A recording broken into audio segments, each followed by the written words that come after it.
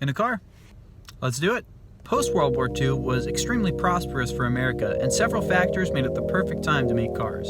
So Tucker designed a car that can only be described as a monolith of innovation. It had amazing safety features, including a headlight that could see around corners. Tucker had a public offering on his company, but he bit off more than he could chew. Several flaws with the prototype garnered a lot of negative press, and it's widely believed that the other major car companies conspired against him, even using their ties to government to strangle his company. The Tucker Company would sell accessories to their cars at dealerships before the production of the cars started. Things like radios and even luggage. But because they were being sold before the cars were even available, the SEC considered that fraud. An investigation was started, and through the whole duration of that investigation, the factory had to be shut down. In 1949, Preston Tucker, as well as other Tucker executives, were indicted for fraud, but a jury found them innocent on all charges. But it was too late for the Tucker Company, and now they're just a relic of the past. Word of warning, I tried to use several sources, but I don't know how whitewashed they are, so keep that in mind. William Penn was born in 1644 in England and was the son of Admiral Sir William Penn.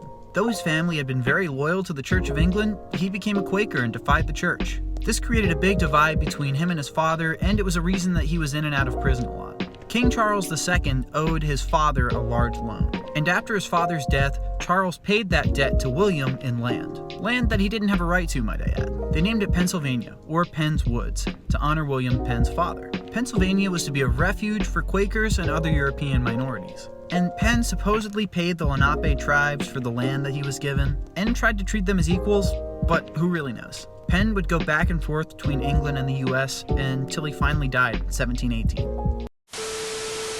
Did you know that LASER is an acronym? Well, some people attribute the laser to this guy, but we're not talking about him. Gordon Gould was a very distinguished scientist, having a master's in physics from Yale. And he even worked on the Manhattan Project before being kicked out for having ties to the Communist Party. In 1957, Gordon discussed an idea that he had for amplifying visible light with a guy named Charles Towne. Towne advised him to write down his idea and apply for a patent. So Gould did write it down, and it's actually the first time that we see the word laser being used, but he didn't apply for the patent yet. He began working, and by 1959, he had a prototype. But when he went to get the patent, he found out that someone else had already filed for one. And it was Charles Towne's, and this guy too. They were in court for nearly 4 decades before it was finally settled. In 1967, during all those legal battles, he became a professor at the Polytechnic Institute of Brooklyn. He was inducted into the U.S. Inventors Hall of Fame in 1991. He passed away at the age of 85 in 2005.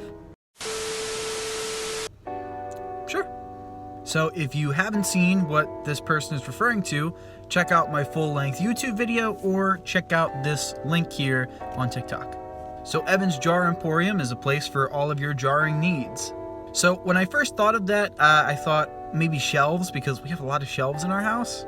But then I realized that would be hard to move around, and we also have a lot of jars. So I asked my buddy Evan, who plays drums in my band, to make a commercial with me. I came up with the name Evan's Jar Emporium right on the spot, but the rest was pretty much ad-libbed by Evan. To give it a low-quality feel, we actually dubbed the audio separately so that way the mouthing wouldn't line up with the words.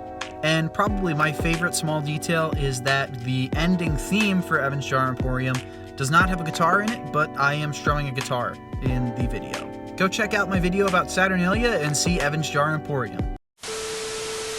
In 1996, PBS debuted an original show called Kratts Creatures. It would have the Kratt brothers exploring the world and teaching about wild animals. After one 50-episode-long season, the series was ended. But the Kratt brothers were ready to start a new show almost immediately, and they went to the Duke Lemur Center to find their next star. They met Jovian the lemur and his family, and they would become Zabu. In 1999, Zabumathu aired. All of the live-action shots were actually shot in the Duke Lemur Center, and they used the entire family to play Zabu.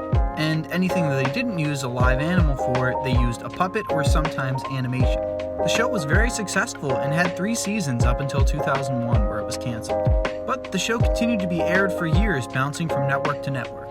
And the Kratt brothers have went on to produce many other animal-themed TV shows. And unfortunately, in 2014, Jovian passed away. In 1926, in Austria, Erwin Hauer was born, and he would become a very accomplished sculptor. In 1950, he really began to explore sculpting, and his work would become popular in modernist design. he sculpted some walls that looked like this, and so then he patented them and began to manufacture them at a higher capacity. It was so successful, in fact, that in 1955 he came to the US. He even had a scholarship to the Rhode Island School of Design. In 1957, he was invited by our friend Joseph Albers, learn about him here, to begin teaching at Yale, which he did until 1990. Eventually, the demand for his walls that he had been making dropped. At that point, he began to work independently doing sculpting. But in 2004, thanks to a publication made by Princeton, the demand shot up again. He updated what design he needed to do and manufactured them again. He passed away in 2017. Howard Philip Lovecraft was born in 1890, and all before the age of 14, his father was placed in an asylum and he suffered a mental breakdown. But by crazy circumstances, he eventually got a job writing. And in 1919, his mother was confined to an asylum herself. And shortly after her death in 1921, Lovecraft met his soon-to-be wife. The two married, and he left Rhode Island to go to New York. By 1925, they were broke though, and Sonia had to go to Connecticut for work while Lovecraft stayed in New York. And this is where Lovecraft's racism becomes apparent. He was so overwhelmed by the diversity of New York that he moved back to Rhode Island with his aunts. It was during this time that he created Cthulhu and many of his other most famous works. In 1932 though, one of his aunts died and his finances went to ruin. He spent the remaining years of his life in poverty. During this time, untreated cancer would eat away at him and he would suffer many more tragedies until he finally died in 1937. But after his death, August Derleth started Arkham Publishing, and finally his works reached the audience they needed, and now they're a part of literary history. Many of you probably know the origins of the marathon, but hopefully I can give you some more information that you didn't know. The story goes that in 490 BCE in ancient Greece, there was a man who ran from Marathon to Athens, which is about 25 miles, to warn of the Persian invasion. After giving his warning, he collapsed and died. Though that story is from 2,500 years ago, the first marathon race wasn't held until the 1896 Olympics in Athens. The ancient Olympics never had marathons. The marathon became part of the Olympics and was 25 miles long. But in 1908, the Olympics came to London. And apparently the royal family wanted the race to start at the Windsor Castle and end at the Olympic Stadium, which was about 26.2 miles away. And that distance caught on, and by 1921 it was the official length of a marathon. And the Boston Marathon started in 1897 and has been the longest annual marathon race. In 1974, a young Steve Jobs began working at Atari. He smelled bad and wasn't good at his job, but he worked the night shift, so his friend Steve Wozniak would come and help him out, meaning that Atari was getting 2 employees for the price of 1. One day, Steve Jobs was told to make a version of the game Breakout using as little microchips as possible. He would get paid $700 just to do it, so he got his friend Steve Wozniak to help, and they agreed to split the pay down the middle. But what Steve Jobs didn't tell Wozniak is that for every chip taken out of the original design, he would get a $100 bonus. So Steve Jobs got a $5,000 bonus that he didn't tell Steve Wozniak about. If you want to learn more about early video game history and how this story fits into it, check out the video on my YouTube channel. One night, Kevin Eastman and Peter Laird were brainstorming. Eventually, they drew a funny picture of a turtle as a ninja. In 1984, they gathered up some money and self-published 1 issue of Teenage Mutant Ninja Turtles. It was to be a parody of a lot of popular comics of the time, especially Daredevil. After the success of the first issue, they decided to push forward with new publications. The original run was very graphic, but thanks to a possible toy deal in 1986, it was toned down. This is also where their love for pizza and their lovable catchphrases come from. It's also when the turtles start fighting robots instead of people. Also, prior to this, all of the turtles used to wear a red mask because the comics were in black and white. Their identity was emphasized through colors and tried to take some of the emphasis away from their weapons. To this day, the creators aren't really thrilled with the changes they had to make. Several movies, TV shows, and comics have been made in the years since. There's even been some TMNT-related controversies, so if you guys want to hear those, I'll explain them some more. The 1988 TV show was considerably less violent than the comics, but in order to air in Europe, it still had to be toned down quite a bit. Nunchucks specifically weren't allowed to be used, so Michelangelo had a grappling hook, and at least on the cover he had size like Raphael. The name was also changed from Teenage Mutant Ninja Turtles to Teenage Mutant Hero Turtles because ninja was too violent. In the 90s, demand for pet turtles skyrocketed because of the show. So, a lot of small turtles were imported. But most kids didn't realize how big they would get, so when they got too big, they'd release them into ponds and rivers. But that ended up doing a lot of damage to the local ecosystem. So in 1997, the European Union banned the most popular breed of turtle from being sold.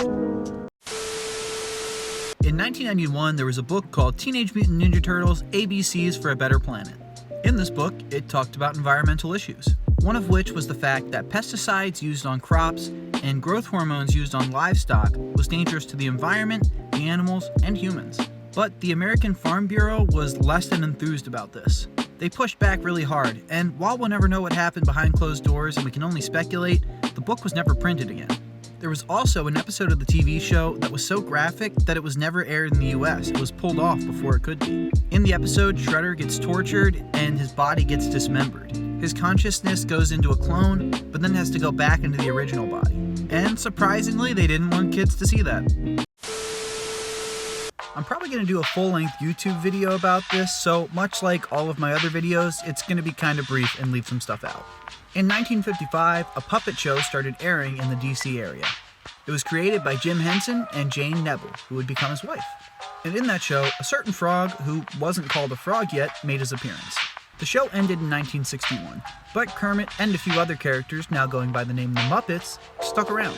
Jim Henson started doing interviews and commercials and became somewhat of a celebrity. The Muppets started appearing in Sesame Street in 1969, and The Muppet Show started in 1976. The Muppets have went on to have many TV shows and movies, and now are a cornerstone of American pop culture. The Muppet Company was bought by Disney in 2004. What's your favorite Muppet moment? Mine is probably the song Moving Right Along.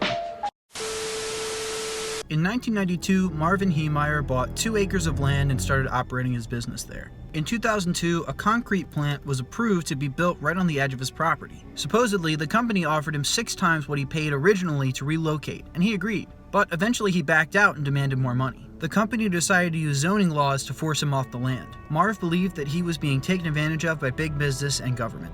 And he wasn't going to take it lying down. He started selling everything that he could, including the land, to start making modifications to his bulldozer, to turn it into a makeshift tank. He armored it with steel and concrete, and even had cameras with bulletproof casing around them that fed into monitors inside the tank. He also had a variety of firearms. On June 4th, 2004, Marv Heemeyer started destroying buildings and houses that were connected to people who wronged him. When all was said and done, he caused $7 million worth of damage. And it was only after the engine failed that the police were finally able to get inside of the tank, at which point Marv took his own life.